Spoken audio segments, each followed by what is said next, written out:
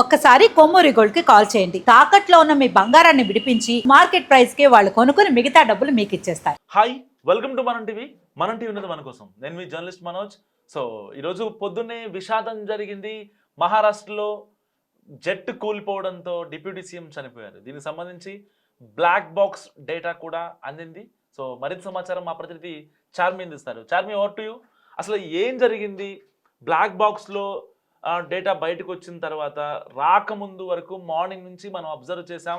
So కేవలం దీని వెనకాల ఏదో కుట్రకోణం ఉంది, లేదంటే పైలట్ తప్పిదమనో లేకపోతే టెక్నికల్ ఇష్యూ అనో, ఇలాంటి మాటలే పొద్దు నుంచి వింటూ ఉన్నాం మనం. అసలు జరిగింది ఏంటి చార్మి? ఆ బ్లాక్ బాక్స్లో ఉన్న రహస్యం ఏంటి? నిజానికి ఈ చార్టెడ్ ఫ్లైట్ ఏదైతే ఉందో దీనికి సంబంధించి ఫస్ట్ నుంచి మనకి పైలట్ తప్పిదమే ఉంది అని చెప్పేసి మాట్లాడుతున్నారు. పొద్దున 8:30 దిగాల్సిన ఫ్లైట్ బారామతిలో 8:45 అంటే 15 నిమిషాల పాటు గాల్లో చక్కర్లు ఎందుకు కొడుతుంది? దీనికి సంబంధించి విశ్వసనీయ వర్గాల నుంచి వస్తున్న ఏదైతే సమాచారం ఉందో దానికి సంబంధించి కంప్లీట్ గా డీటెయిల్స్ ఇచ్చే ప్రయత్నం చేశాను మనోజ్. అయితే ఈ రోజు మార్నింగ్ ఆయన బారామతికి ఒక సభ కోసం అని చెప్పేసి వెళ్తున్నారు అజిత్ పవార్. ఆయన అక్కడ డిప్యూటీ సీఎం గా అక్కడ ఉన్న ప్రజలకి ముందు నుంచి ఎంతో సేవ చేసిన వ్యక్తి. అలాంటి వ్యక్తి ప్రస్తుతం ఈ రోజు ఆయన అక్కడికి వెళ్తున్న క్రమంలో ఒక్కసారైనా ఆ ఫ్లైట్ ని పరిశీలించారా? ఎక్కడికైనా ఫ్లైట్ వెళ్లే ముందు 2 గంటల ముందు దానికి సంబంధించి ఇన్వెస్టిగేషన్ స్టార్ట్ చేస్తారు. మరి వీళ్ళు ఎందుకు చూసుకోలేకపోయారు? అంటే 7 o'clock to 8 o'clock ఈ ఫ్లైట్ స్టార్ట్ అవ్వకన్నా ముందు అసలు ఏమైనా చెకింగ్ చేశారా లేదా అనే దానికి సంబంధించి ఇప్పుడు వస్తున్న కోణం. ఇప్పుడు DGIA దానికి సంబంధించి వాళ్ళు ఏదో మాట్లాడుతున్నారో, ఇంకొక విషయం ఏంటంటే ఈ బ్లాక్ బాక్స్ సంబంధించి కూడా డిఫరెంట్ కథనాలు వస్తున్నాయి. అందులో రికార్డ్ అవ్వలేదు అంటున్నారు. ఇది ఖచ్చితంగా రికార్డ్ అవుతుంది. ఎందుకు రికార్డ్ అవుతుంది? ఏదైతే దీనికి సంబంధించి కుట్రపూరితంగా బ్లాక్ బాక్స్ సంబంధించి దాన్ని అంతా డిలీట్ చేస్తారు, ఇవన్నీ కూడా వస్తున్నాయి. ఇవన్నీ కొద్దిసేపు మనం పక్కకు పెడితే అఫీషియల్గా అక్కడ జరిగింది ఏంటి అంటే పైలట్ తప్పిదమే. ఎందుకంటే ఫస్ట్ అటెంప్ట్ ఫెయిల్ అయినప్పుడు సెకండ్ అటెంప్ట్ అప్పటిదప్పుడు చేయకుండా 15 నిమిషాల పాటు గాల్లోనే చక్కర్లు కొట్టాల్సిన అవసరం ఏంటి? అండ్ కింద కమాండర్స్ కి ఎందుకు అర్థం అవ్వలేదు? అక్కడ దూరం నుంచి చూసిన ప్రజలు కూడా వాళ్ళందరికీ అర్థమైంది. అంటే ఖచ్చితంగా ఇది కూలేటట్టే కనిపిస్తుంది, ఈ ఫ్లైట్ ఖచ్చితంగా కింద పడిపోతుందని క్లియర్ గా దూరం చూసిన ప్రజలకు అర్థమైంది, దూరం చూసిన ఆయన ఫ్యాన్స్ కి అర్థమైంది. ఎందుకు అక్కడ ఉన్న కమాండర్స్ కి అర్థం కాలేకపోయింది? ఇక్కడ ఒకవేళ గనక కుట్రకోణం ఉంది అనుకుంటే అజిత్ పవార్ లాంటి ఒక పర్సనాలిటీని చంపే అవకాశం ఉందనుకోవచ్చు అంటారు. పర్టికులర్గా ఆయన బారామతికి జిల్లా పరిషత్ ఎన్నికల క్యాంపెయిన్ కోసం వెళ్తున్నారు. ఇలాంటి కాన్సిక్వెన్సెస్ ఏమన్నా ఆయన మీద వచ్చే అవకాశం ఉందంటారా నిజంగా? ఖచ్చితంగా లేదు మనోజ్. ఎందుకంటే ఆయన క్రీడలకి సంబంధించి కానీ ఆయన నియోజకవర్గంలో ప్రతి ఒక్క విషయం అంటే మైనారిటీల దగ్గర నుంచి మెజారిటీ వరకు చిన్న విషయాలు, ఆఖరికి అక్కడ వాటర్ కి సంబంధించిన చిన్న ప్రాబ్లమ్స్ ని కూడా సాల్వ్ చేసిన వ్యక్తి అంట ఆయన. అలాంటి ఒక వ్యక్తికి సంబంధించి ఖచ్చితంగా ఆయన మీద కుట్ర సాధించాల్సిన అవసరం ఎవరికి ఉంటుంది? అంటే అంత మంచి చేస్తున్న వ్యక్తి పైన ఏదైనా కుట్ర అంటే ఇప్పుడు ఆ వ్యక్తి మీద కోపం ఉంది అంటే మనం అనొచ్చు. సోషల్ మీడియాలో చాలా పెద్ద ఎత్తున ప్రచారం జరుగుతుంది. అప్పుడు వైఎస్ఆర్ ని దివంగత ముఖ్యమంత్రి వైఎస్ఆర్ని చంపేశారు. సో ఆన్ సో రీజన్ ఆ ఫ్యూయల్లో ఏదో పంచదార వేసాను, చిన్న రాళ్ళు వేసాను, ఆ ఇంజన్ లోకి ఫ్యూయల్ వెళ్లకుండా చేశారు, దాని వెనకాల కాన్స్పిరసీ ఉంది. సో సేమ్ ఆ రోజుల్లో ఆయన, ఈ రోజుల్లో ఈయన, కాబట్టి ఈ కాన్స్పిరసీ ఉందనే చర్చ నడుస్తుంది. ఆయన్ని సింక్ చేసుకుంటున్నారు ప్రతిదానికి వైఎస్ఆర్. సో ఈ రెండిట్లో కొన్ని సిమిలారిటీస్ అయితే ఉన్నాయి. ఆయన ఫ్లైట్ స్టార్ట్ అవ్వకముందు చెకింగ్ జరగలేదు. ఫస్ట్ అండ్ ఫార్మోస్ట్ థింగ్ అక్కడ poor visibility. YS Rajasekhara Reddy గారు చనిపోవడానికి మెయిన్ రీజన్ పూర్ విజిబిలిటీ అని బ్లాక్ బాక్స్ లో తేలింది. అది ఎందుకంటే ఆ బ్లాక్ బాక్స్ లో వాళ్ళు కంప్లీట్ గా మాట్లాడుకున్న ఆ సంభాషణ అంతా రికార్డ్ అయింది, అక్కడ తేలిపోయింది. ఇక్కడ ఏమైందంటే ఫస్ట్ అండ్ ఫార్మోస్ట్ థింగ్ అసలు అది ఏదైతే రన్వే రోడ్ ఉంటుందో దాని మీద వరకే రాలేదు కంప్లీట్ గా. అది వచ్చే కన్నా ముందే అది జస్ట్ ల్యాండ్ అయ్యి క్రాష్ అయిపోయింది. సో ఈ క్రాష్ ల్యాండింగ్ వల్ల ఇక్కడ పైలట్ తప్పిదం ఉంది. అండ్ అదే విధంగా టెక్నికల్ ఇష్యూస్ అంటున్నారు కదా, టెక్నికల్ ఇష్యూస్ ఏ విధంగా ఉండొచ్చు ఒక్కసారి మనం డీటెయిల్ గా మాట్లాడుకుంటే ఈ ఫ్లైట్ కి సంబంధించి ఇది 2010లో మ్యానుఫ్యాక్చర్ అయిన ఫ్లైట్. దీనికి సంబంధించి మనం ఒక్కసారి ఇండిటెడ్ గా మాట్లాడుకుంటే ఈ ఫ్లైట్ ఏదైతే ఉందో 2010లో మ్యానుఫ్యాక్చర్ అయింది. అండ్ 2023లో ఒక భారీ క్రాష్ ల్యాండింగ్ జరిగింది. ఒక చిన్న కరెక్షన్, ఇప్పుడు ఆ ఫ్లైట్ గురించి మనం చెప్పుకునే ముందు ఒక్కసారి నాకు ఆ బ్లాక్ బాక్స్ లో రికార్డ్ అయిన వాటి గురించి చెప్పండి ఒకసారి. బ్లాక్ బాక్స్ లో ఏమని రికార్డ్ అయింది అని ఒక కథనం బయటకు వస్తుంది. అది ఎంతవరకు నిజం అనేది కూడా ప్రస్తుతం ఇంకా కొంచెం ఇన్వెస్టిగేషన్ నడుస్తా ఉంది. ఎందుకంటే Hmm. AAIBకి సంబంధించిన ఎయిర్లైన్స్ యాక్సిడెంట్ ఇన్వెస్టిగేషన్ బ్యూరో వాళ్ళు ఒక చెప్పారనమాట. అంటే అప్పటికే పైలట్ కొంచెం ప్రాబ్లం గా ఉంది, ఫ్లైట్ నా కంట్రోల్ తప్పిపోయింది అని చెప్పేసి ముందే చెప్పారని, ఆ కంట్రోల్ తప్పిపోయిందని చెప్పినప్పటికి కూడా ఆ తొందరగా ల్యాండింగ్ కి పర్మిషన్ కూడా సెకండ్ టైం లేట్ గా ఇవ్వడం వలన ఇంత జరిగిందని, తొందరగా ఇచ్చుంటే ఖచ్చితంగా అయ్యేది. ఇంకో విషయం ఏంటంటే ప్లేన్ పర్టికులర్ గా స్ట్రైట్ బాంబే గా నుంచి ఏ కాకుండా టైంకి బయలుదేరింది, ఈ బారామతి యాక్సిడెంట్ అయ్యే వరకు ఏ టైంకి వచ్చింది, అండ్ మధ్యలో ఎంతసేపు గాల్లో చక్కర్లు కొట్టింది? 8:10కి 8:05కి అలా 8:05కి ఆయన ఫ్లైట్ లోపలికి ఎక్కడం జరిగింది అజిత్ పవార్, అండ్ 8:10కి ఫ్లైట్ స్టార్ట్ అయింది. అండ్ దెన్ 8:30కి ఫస్ట్ టైం అటెంప్ట్ చేసింది రన్వే పైకి రావడానికి, అండ్ ఫస్ట్ అటెంప్ట్ ఫెయిల్ అవడంతో 15 నిమిషాల పాటు గాల్లో చెక్కర్లు కొట్టింది. అంటే ఒక ఫ్లైట్ అప్రాక్సిమేట్లీ 45 నుంచి 50 నిమిషాల వరకు గాల్లోనే ఉండడము, గట్టిగా మాట్లాడితే 250 కిలోమీటర్లని 300 కిలోమీటర్ పర్ మినిట్ స్పీడ్ పోయే ఫ్లైట్ గట్టి కొడితే 20 నిమిషాల్లో తీసుకురావాలా. 20 నిమిషాలుగా పోనీ 30 నిమిషాలు పట్టుకుందాం, 45 నిమిషాల పాటు ఆ ఫ్లైట్ గాల్లోనే ఉంది. అందువల్లనే దానికి సంబంధించి ఎప్పుడైతే అది ల్యాండింగ్ అయిందో, అది స్ట్రేట్ ల్యాండింగ్ కాకుండా సైడ్ ల్యాండింగ్ అవ్వడం, ఒక్కసారిగా దానికి సంబంధించిన ఫ్యూయల్ అనేది బ్లాస్ట్ అవ్వడం, ఇంకా కంప్లీట్ గా అక్కడ ఉన్న వాటి అన్నిటిని కూడా ఒక్కసారిగా బ్లాస్ట్ అవ్వడంతో ఇదంతా కూడా జరిగింది అనేది క్లిస్టన్ క్లియర్ గా తెలుస్తుంది. ఇక ఆ బ్లాక్ బాక్స్ లో ఆయన క్లిస్టన్ క్లియర్ గా మెన్షన్ కూడా చేశారు, ఈ ఫ్లైట్ నా కంట్రోల్లో లేదు, అందువల్లనే ఇదంతా జరిగింది. ఎయిర్ బస్ చార్మి, ఇక్కడ ఎయిర్ బస్ టెక్నాలజీ ప్రకారం సపోజ్ ఒక ఫ్లైట్ టేక్ ఆఫ్ అవ్వాలి అనుకోండి, దానికి ఆ ఫ్యూయల్ థ్రస్ట్ ఇంజన్ కావచ్చు, అక్కడ ఎఫిషియన్సీ కావచ్చు, ఆ ఫ్రీక్వెన్సీ కావచ్చు, వింగ్స్ ఎఫిషియన్సీ కావచ్చు, చాలా హై లెవెల్లో ఖర్చు అవుతుంది. బట్ ఒక ఫ్లైట్ ల్యాండ్ అయ్యే సమయానికి ఇవన్నీ చాలా న్యూట్రలైజ్ అయిపోతాయి. సో అక్కడ ఆల్రెడీ బారామతికి 8:20కి రావాలని చెప్తున్నారు. సో సపోజ్ 8:30 చేసుకోండి, ఎందుకంటే ఆ ఫ్లైట్ కెపాసిటీ పర్ హవర్ కి 3400 కిలోమీటర్స్ వెళ్తుంది.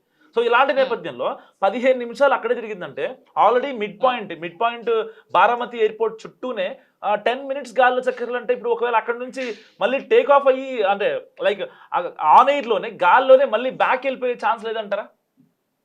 అంటే ఒకటి, ఇప్పుడు అక్కడికి వెళ్ళాలి ఖచ్చితంగా అనే ఒక మోటో పైలట్ కు ఉంటుంది. ఇంకోటి కమాండర్స్ దగ్గర కూడా ప్రాబ్లం ఉండొచ్చు. మనం ప్రతిసారి పైలట్ ది టెక్నీషియన్స్ తప్పుపడతాం, కానీ కింద నుంచి కమాండ్ వస్తుంది కదా మనోజ్. ఇప్పుడు ఫస్ట్ టైం వాళ్ళు అటెంప్ట్ చేశారు, 8:30కి అటెంప్ట్ చేశారు. వాళ్ళు సెకండ్ టైం అటెంప్ట్ ఇవ్వకుండా వాళ్ళు కొంచెం సేఫ్టీ మెజర్స్ పాటించేందుకు ఎప్పుడైనా కూడా ఆ ప్లేన్ ఏదైతే ఉంటుందో కొద్దిసేపటి తర్వాత మళ్ళీ ట్రై చేస్తారు. వీళ్ళు 15 నిమిషాల తర్వాత ట్రై చేశారు. అంటే ఆ 15 నిమిషాల పాటు అది గాల్లో తిరగడంతో దానికి అప్పటి వరకు ఉన్న టెక్నికల్ ఇష్యూస్ కాస్త, అంటే ఇప్పుడు మనం ఒక నార్మల్ స్పీడ్ లో వెళ్తూ ఉంటాం, ఇప్పుడు ఒక టెక్నికల్ ఇష్యూ జరిగిందంటే చిన్నగా ఉన్నప్పుడు దాన్ని ల్యాండ్ చేస్తే కొంచెం ప్రమాదం తప్పుతుంది, అవునా కాదా? ముందు ఇది ఇప్పుడు ఏమైపోయిందంటే అది సివియర్ స్టేజ్కి వెళ్ళిపోయిన తర్వాత జరిగింది. ఇంకోటి ఇక్కడ వీల్స్ ప్రాబ్లం కూడా ఉంది. ల్యాండింగ్ అయ్యేటప్పుడు చాలా ఎక్కువ స్పీడ్ లో ల్యాండ్ అయిందంట. అంటే నార్మల్ ఏదైతే మనం ఫ్లైట్స్ లో ఎక్కినప్పుడు ల్యాండింగ్ చాలా స్పీడ్ గా జరుగుతూ ఉంటుంది. ఆ ల్యాండింగ్ అమ్మో బతుకుతామో లేదో అన్న భయం ప్రతి ఒక్కరికి ఉంటుంది.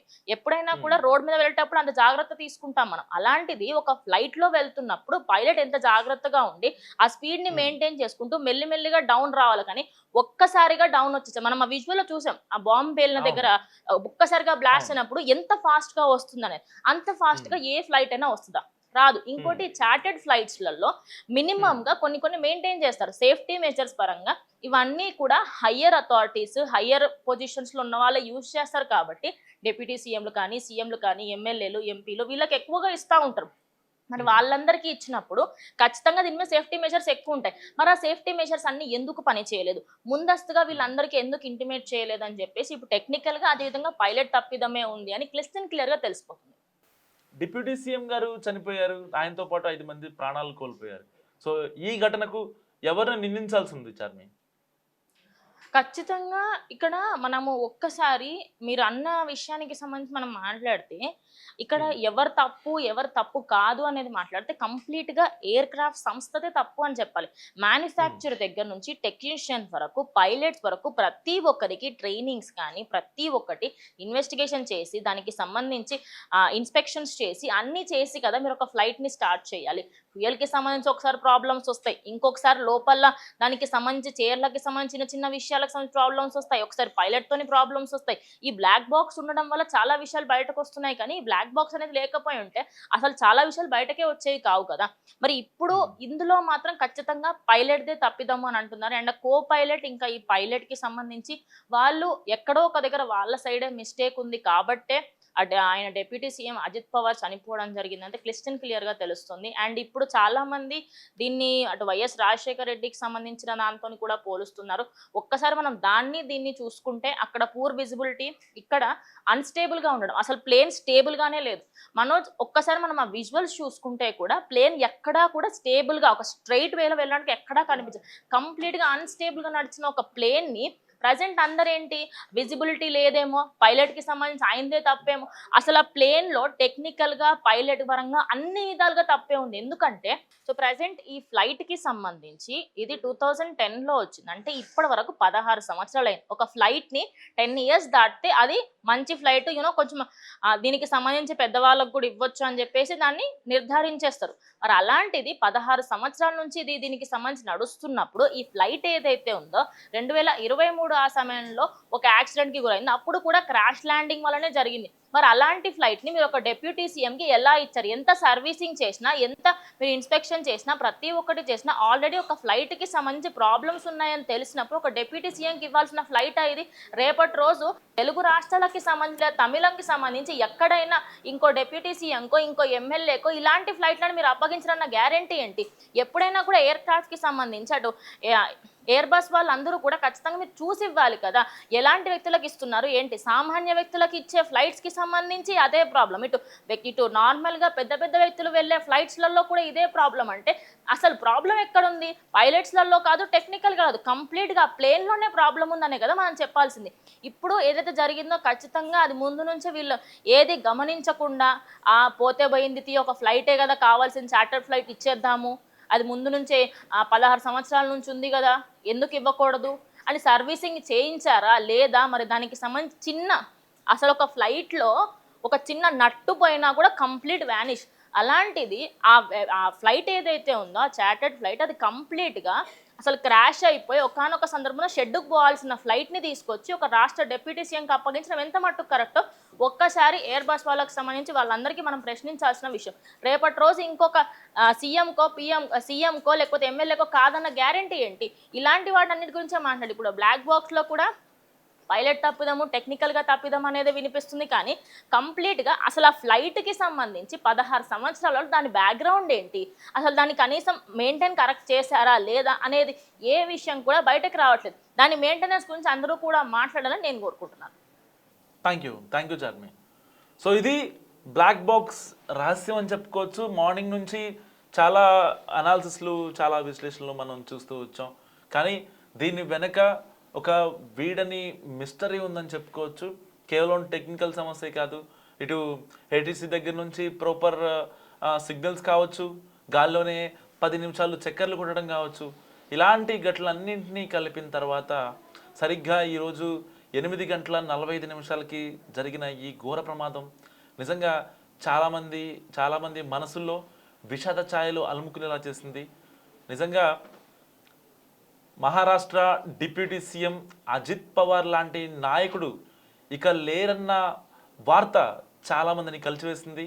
మహారాష్ట్రలోని ఆయన ఫ్యాన్స్, ఎన్సీపీ అభిమానులు, ఇంకా రాష్ట్ర వ్యాప్తంగా, దేశవ్యాప్తంగా మేధావులు కావచ్చు, సినీ రాజకీయ ప్రముఖులు చాలామంది తమ బాధని, ఆవేదనని వ్యక్తం చేశారు. సో పిఎం, అన్ని రాష్ట్రాల సీఎంలు సహా ఏపీ క్యాబినెట్ అయితే క్యాబినెట్ మీటింగ్ స్టార్ట్ అయ్యే టైంకి ఈ వార్త వినడంతో ఏపీ క్యాబినెట్ అంతా కూడా కాసేపు మౌనం పాటించింది. ఏపీ క్యాబినెట్ సహా చాలామంది ప్రముఖులు సంతాపాన్ని వ్యక్తం చేశారు. సో ఇలాంటి నేపథ్యంలో అసలు ఎవరిది మిస్టేక్? ఈ ఘటనలో ఒక డిప్యూటీ సీఎం చనిపోవడం వెనుక చాలా కారణాలు ఉంటాయి. సో ఒక బ్లాక్ బాక్సే కాదు, ఇటు ప్రభుత్వం తరపు నుంచి, ఇటు డీజీసీఏ తరపు నుంచి ఇంకా విచారణలు జరుగుతాయి. దానికి సంబంధించి బ్లాక్ బాక్స్ యొక్క డేటా దాన్ని రిట్రైవ్ చేయడం చాలా కీలకం కానుంది. సో మీరేమనుకుంటున్నారో మస్ట్ కామెంట్ చేయండి. చూస్తున్నాండి మనం టీవీ.